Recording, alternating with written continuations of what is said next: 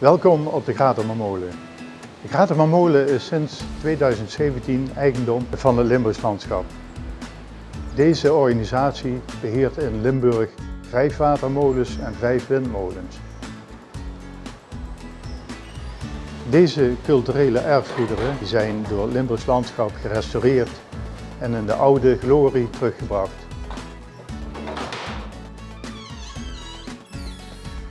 Ook de Gratemermolen zal grondig worden gerestaureerd.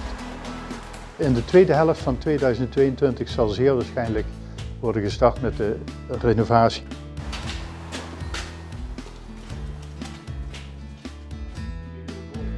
Ik ben vrijwilliger geworden omdat ik enerzijds als inwoner van de Gratemermolen een warm hart toedicht. En in de tweede plaats vind ik de missie en de visie van het Limburgs Landschap, die steun ik van harte. Ons maalproces ziet er in het kort als volgt uit. We zorgen eerst ervoor dat we alles geïnspecteerd hebben aan de buitenkant. We hebben het rad in zijn werk gezet.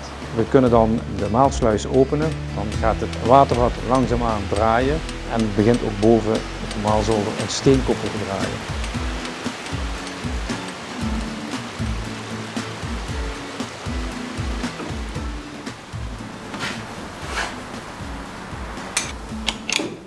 We pakken het te malen product, dat kan mais of graan zijn.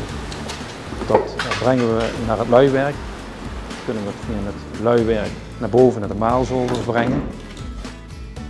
We hebben de zak vanuit het luik naar boven getild, zetten hem op de meelkuip. In de meelkuip pakken we de zak vast en schudden hem leeg. Als de zak met maalgoed in het kader is geschud en de stenen draaien, zetten we de schuif open. Het te malen spul dat valt via het kaar op de schuddebak.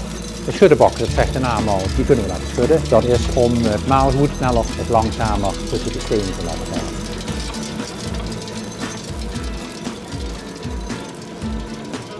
Het maalgoed dat valt aan de zijkant van de stenen tussen de kuip en de stenen en wordt daar meegesleept naar de meelpijp en valt dan door de meelpijp naar beneden in de zak.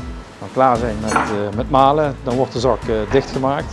En dan kunnen we hem naar buiten brengen naar onze klant die graag het gemalen product wil hebben. De vrijwilligers van de Gratemermolen heten u welkom. Kom vooral een keer kijken.